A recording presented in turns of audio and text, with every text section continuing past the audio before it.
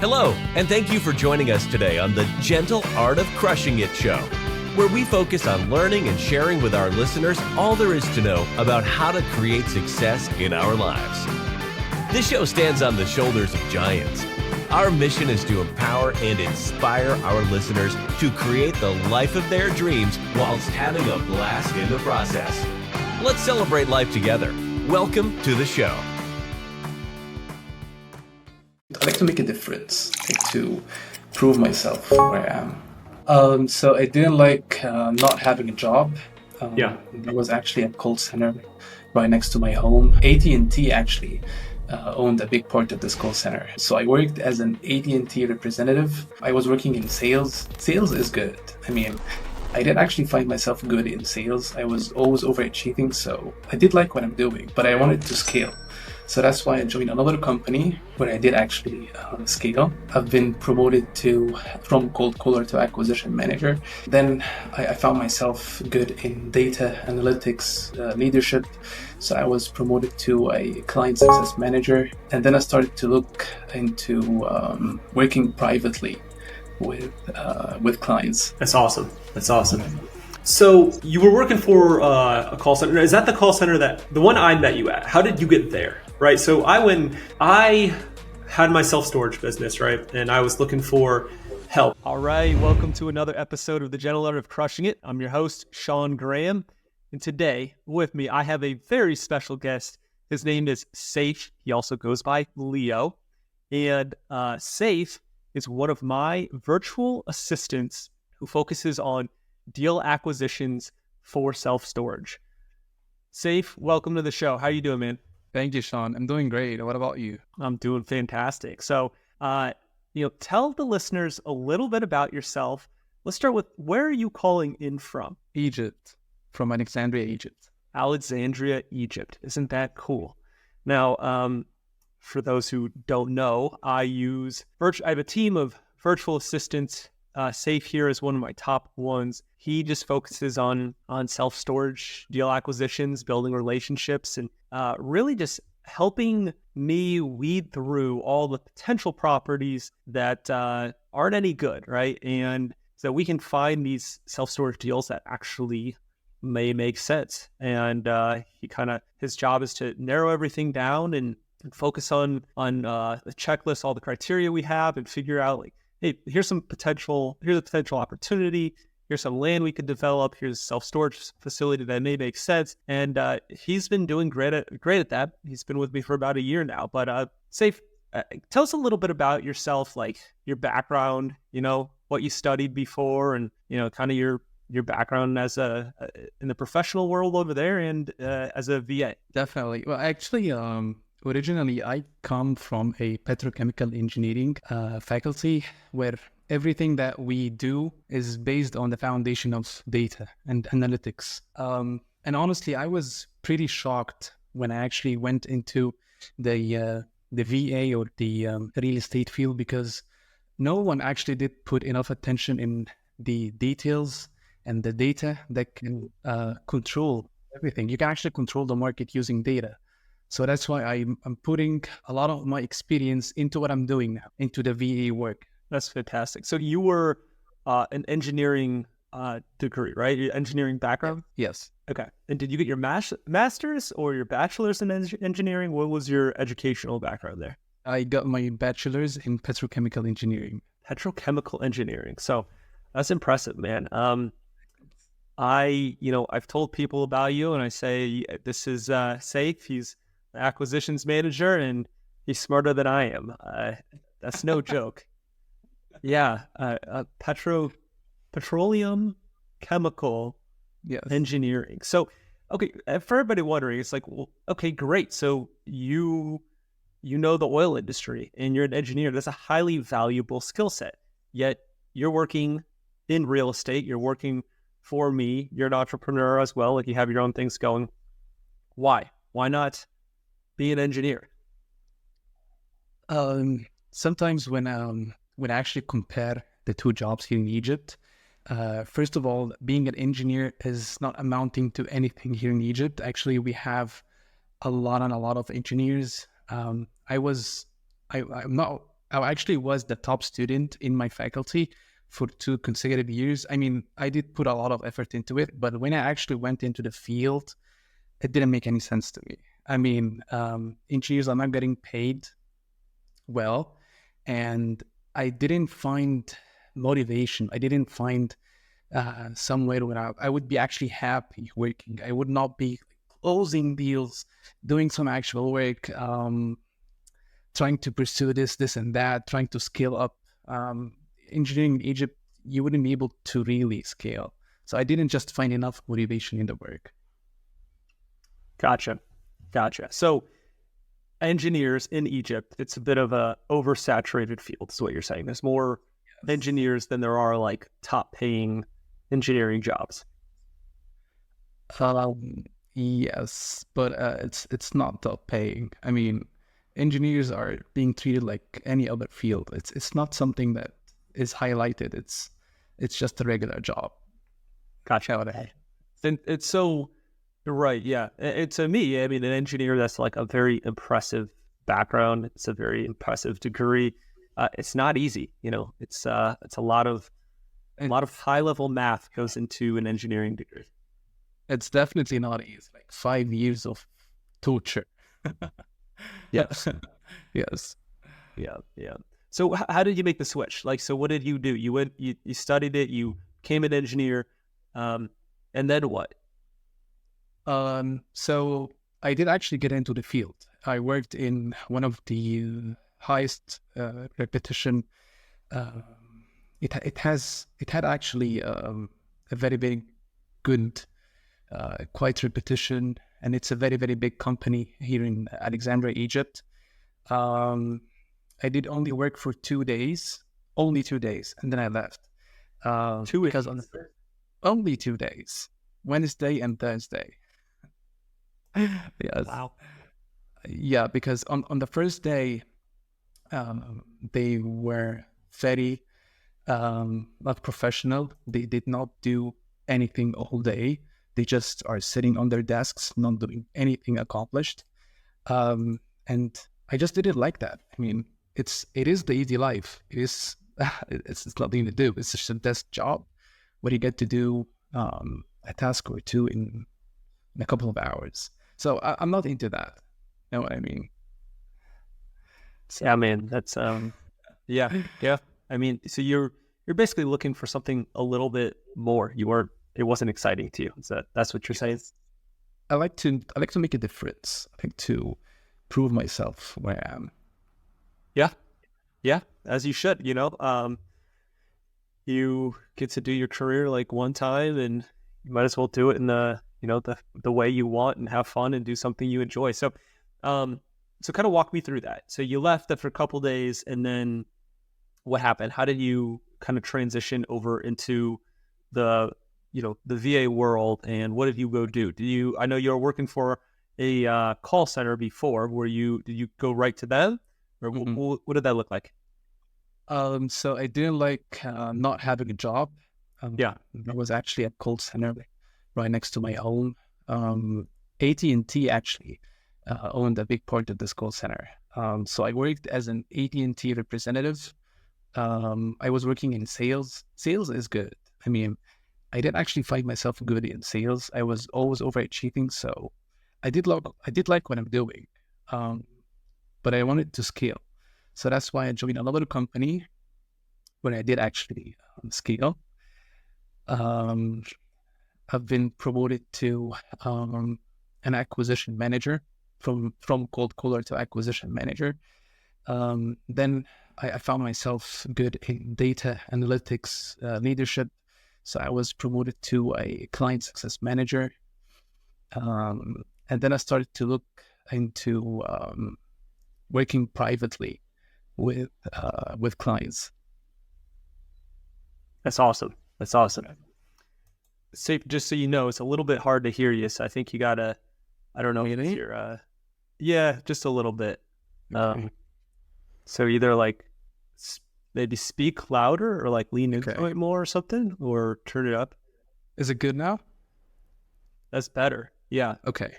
Yeah. All right. You just sound like more reserved. Okay. Yeah. So Yeah, speak loud for sure. And I'll mark this little clip out for them to cut out for V to know from the 8-minute mark is messed up. Okay. So you were working for a call center. Is that the call center that the one I met you at? How did you get there? Right. So I had my self-storage business, right? And I was looking for help. I was looking for somebody who could just call for me, right? Because I'm calling every day. I'm calling owners. I'm trying to maintain relationships with owners, which in the beginning was okay, right? And that's how I found my first few self-storage facilities. But then after a while, it's like, well, I'm also the property manager and I'm doing that. I'm also the accountant and I'm doing the bookkeeping, right? And I'm giving updates to our investors and I'm also searching for deals and I'm also doing a bunch of other things and I'm dealing with bank financing and applying for loans. And what I learned for myself is like, I can't do everything, right? I have to find teams of people who can go out and do these things. And so I started to slowly build up my my team, my business, using virtual assistants and remote employees from other countries. And you're one of the first ones that I worked with from Egypt, right? And so maybe kind of go back to there. Tell us a little bit about like what happened, what that looked like, and then how we ended up where we're at today. So first off, when I met you, I was a client success manager at this company. This company did not provide service for storage facilities. So it was not kind of work, but I found this subject, it was very intriguing. To myself, it's something that is fighting recession, something that is gonna work for the long term. So that's why I did my own homework. And then I began to talk to you in meetings and you kept providing me with material, data for me to learn. It was impressive and you did actually provide me with a lot of data. So yeah, I did like it and we started working together. Yes. Yep. That's right. And then we were working together, for like a couple months there. And then one day you called me on the phone and you're like, what'd you say? You go ahead. I'll let you tell it. Yeah. So I was leaving the company because things weren't looking good for me. And if I left, there is no open position for self-storage or storage facilities. This category is not actually existing within this call center. So I told you, hey, I'm leaving and probably it's not gonna work for anyone. How about we work together? I mean, how about we scale the business up? You actually told me let's do it. Yeah. So you basically said, hey, how about I just come work for you full time and work for you directly? And that's kind of how we got started. So let's kind of dive in now, right, to self-storage and to being an acquisition manager, kind of like what you do, right? What you do for Maven Storage, Maven Equities, and like what does that look like on a daily basis? I would actually start with the email campaigns. We definitely need to have a healthy email campaign, and that's why I'm using Google Streak. It is a tool that allows me to automate and personalize emails. The emails are sent automatically at their scheduled timeframes, and they are customized to mention the recipient's first names, maybe their business names, and definitely the property detail for it to be catchy. And since all of that is automated, I can increase the open rates, the reply rates of my emails by using the titles. And now actually Streak has this new feature where I can customize the title to the subject of the email, which is catchy too. So I can put like something in the name of the company or the name of the storage facility that they own, so they know it's It's something personal for them. Also, Google Streak. I use Google Streak to track the open rates. Everything is trackable. And I get to decide when to follow up or when to move on to the next prospect based on the data that Streak provides me with. It helps me organize my pipeline and keep track of the status of each and every lead.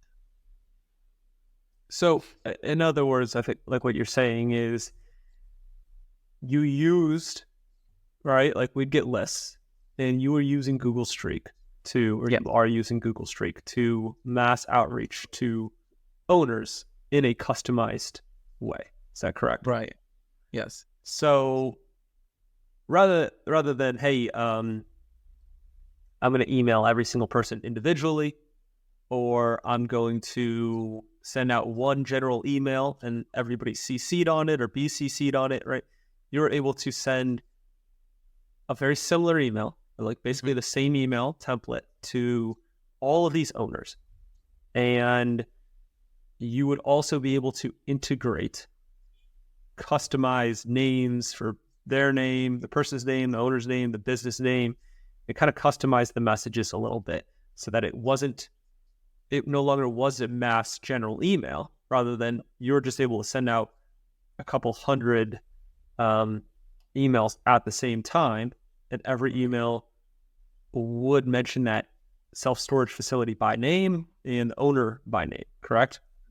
Yes. And how did that go? Like, how did that work? And, what is because you maintain that, right? To this day, you maintain that, and you're able to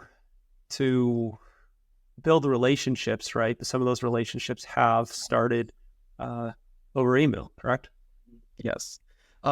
So since the emails actually do stand out, people are reaching out even if they are not interested. Like, for example, if the email is targeting people who are interested in selling their storage facilities, sometimes I would reach to a realtor that happens to have his name attached to a storage facility. So he would actually reply back like, hey, we can work together. We can do this and that. I can search for land opportunities for you. And then we actually start to build relationships and networking with these people. Yep. That's awesome. Yeah, that's cool.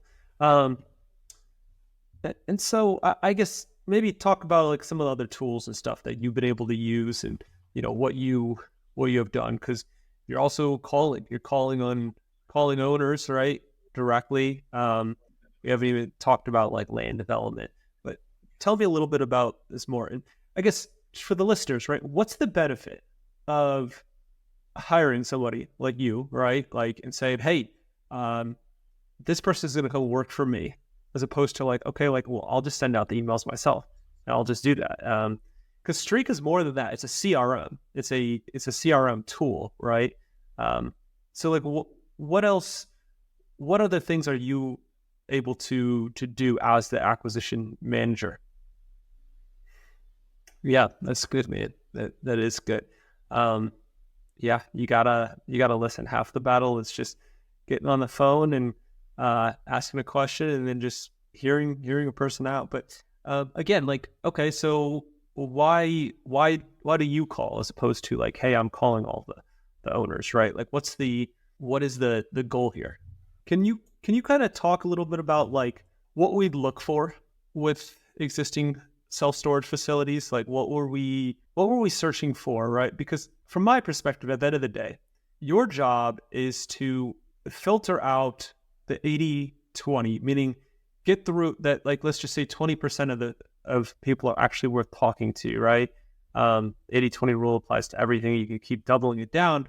80% are worth talking to, right? 20% are worth talking to, 80% are not. Out of those 20%, well, 80% of that 20% might fit the deal criteria, right? Of like by size, by rental rate. And then out of that 20%, it could be another 20% that like, hey, they're actually like interested and willing to sell. So there's all these things that we have to get through, all these hurdles, in order for it to be worth the time. And so from my perspective, the entire objective is to get through as much as possible so that I can talk to people who are qualified. They have like businesses that qualify, facilities that qualify, and we go through our checklist and figure out everything beforehand so that I'm not like wasting my time.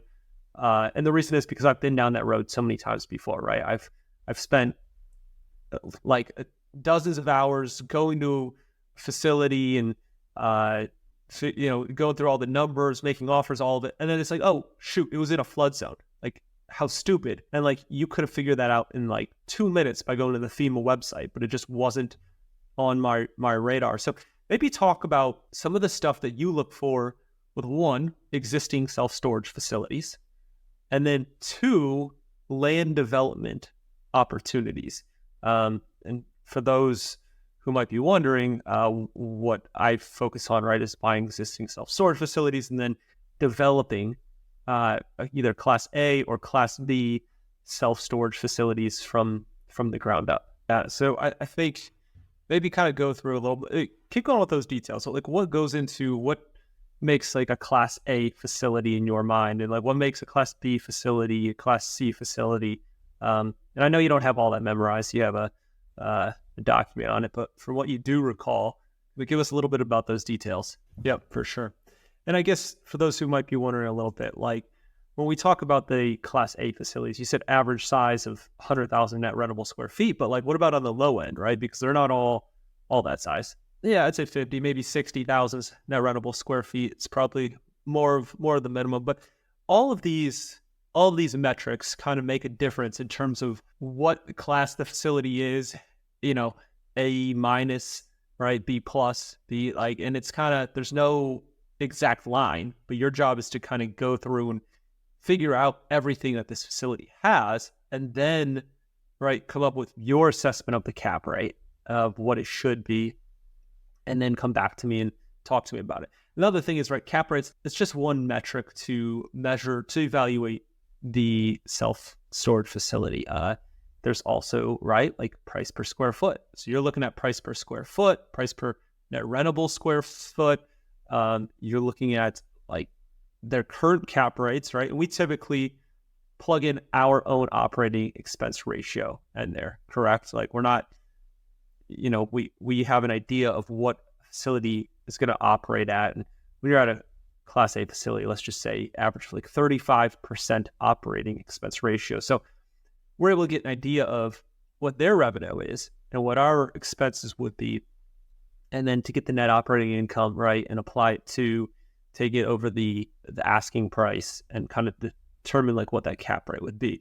And another way, right, though, to look at it is price per square foot. Like you are getting the metrics on the unit mix, calculating total net rentable square feet, or maybe they're going to tell you, maybe you have to go measure it yourself, right? Like using Google Maps and use the little measurement tool. We also use tools, right? What is it? Is it StoreTrack? Yeah, StoreTrack is the one we use, and it's to help you determine all these questions that I'm going to have, but you can gather all the data, fill it all out, and then show it to me, correct? So let's talk a little bit about the land development opportunities, because you spend a lot of time searching for land development opportunities as well, right? What is that? What goes into that? What are you doing? Kind of what's your process, and what does that look like? So you're basically saying like you're looking for facilities that we'd be interested in buying, but also in markets where you believe people would be interested in selling because they have other opportunities to redeploy that capital into, as opposed to just like, well, what are they going to do with it? 15,000 vehicles per day. Yeah, that's good. What about population, right? Like what's kind of like the populations that we look for, and and also like, let's just talk a little bit about supply and demand, right? Like saturation levels of square feet per capita existing versus like because it all comes down to, like, we can look at all these different metrics, but at the end of the day, all that matters is, I guess, would be two things. One, is there more demand than there is current supply? And then two, do the rental rates justify us developing a self-storage facility there? Correct? Right. What about like square feet per capita, right? Like what are we kind of looking for, and how do we how do we take a look at that and determine, is it oversupplied, is it undersupplied? Yeah. I think the state average in Michigan is somewhere around 7, I want to say. And then in Florida, it's like closer to like 8, but there are areas in Florida where like, hey, everything is full and they're at 15 square feet per capita. So, right, like what you do is really the process is we use StoreTrack. So people can use Radius Plus, or they can do everything by hand. For a while, we were doing everything by hand, meaning like get on Google Maps, right click and measure the length and the width of each building, how many stories it is, and calculate the square feet, right? And if it's an indoor climate controlled building, maybe apply a ratio to exclude hallways and stuff to get the net rentable square feet. Then we started using StoreTrack more, which StoreTrack has been fantastic, and takes all the data that it has and gives you the details of each self-storage facility. Now, it's not 100% accurate. I'd say it's 80% accurate, right? But it gives us a pretty good idea because we can get in there and it's like, hey, this facility is, 20,000 square feet. Okay, so we know that one. And it gives you the square footage by radius, right? And how many are within 3-5 miles. We can also, though, recently, we've been looking at drive time a lot more, correct? Like, tell us a little bit about the drive time and why that's important. Right. Like you have to, it's like, yeah, it's within, 2 miles straight line distance, but you have to cross a river and there's only one bridge and it's, 10 minutes down the road, that type of thing. Right. There's a mountain range in between. So it's like, it's clearly different, or there's a big freeway in between. Right. So there's a difference. Straight line distance only does so much. It's important to look at the drive time and see, okay, like this facility is within 5, this one's within 10 minutes, this one's within 15, and then calculating the square footage by drive time as well, right? And, one thing that I hate dealing with, right, too, is zoning. I hate dealing and figure out what's zoning. So you take on a lot of that for me. What do you do there to make sure that facilities, like this potential land lot or this development opportunity is actually buildable? We're not just wasting our time. Yeah, and sometimes that involves calling into the local municipality and talking to the, I don't know what you want to call it, the zoning coordinator, and figuring out, like, is this even an option, right, to develop self-storage here? Or is it special use? Is it permitted? Is it not permitted? Is the zoning code ordinance on the website actually accurate? Those sort of things. So those are important as well. Yeah, I guess, Saif, what is next, right? Like you're working here, you're driven to do this. What are your goals, right, within this self-storage world here? Like, what are we looking for? What are you trying to do? What's because there might be people out there who say, hey, yeah, I think we could work together, or I might have an opportunity for you. What are we trying to accomplish? Yeah, man. So, what's the best way for people to, they say, hey, I want to talk to Saif some more. How do people reach out to you? No, but I mean, like, what's your email? What's your, you're using email, phone, right? If anybody just wants to chat with you, is there a good way to get a hold of you? Okay. Well, we'll put your email in the description, but one email, right, is, you use info@mavenstorage.com, and that's the main email you've been using in order to just talk to people and develop those relationships and connect with brokers who might have land development opportunities for self-storage or existing self-storage facility owners. So they can always reach out to you at info@mavenstorage.com.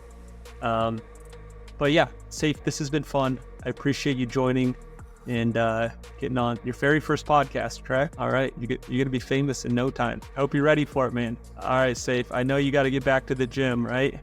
Got to work on those handstand push-ups, correct? Beach day this weekend, right? Tomorrow? Okay, man. Well, thanks for joining us, and thank you for listening till the end. We really appreciate it. As always, if you enjoyed this episode, hit the thumbs up button. Give us a 5-star review. It's very much appreciated. But yeah, I hope you really enjoyed that episode with Saif. Saif is a very smart guy. He's been working with me for about a year now. He's based in Egypt. He has a degree in engineering, and he goes out and he finds opportunities for me and for Maven Storage. That's what he does. And the cool thing is that you can really, you can build teams with employees from the other side of the world who, to him, he's getting a great salary, a great wage, and he enjoys what he's doing, right? And for me, it's much more affordable than going out and hiring a new graduate, right? Or an engineer from a United States college. So it's worked out fantastic for me. If you are interested at all, in hiring or getting your own virtual assistant, go to mavensuccess.com. That's www.mavensuccess.com, and we can help you out. Hope you enjoyed the show, and hope to hear more from you soon. Thanks, guys. Well, there you have it, ladies and gentlemen. Another episode of The Gentle Art of Crushing It. It was an amazing episode. We know we sure learned a lot, and we hope you did as well. We want to take a second and thank you so much for viewing or listening to this episode. And please just know that we only ask for one favor, and that is to make this life magnificent. Thank you, and have a wonderful day.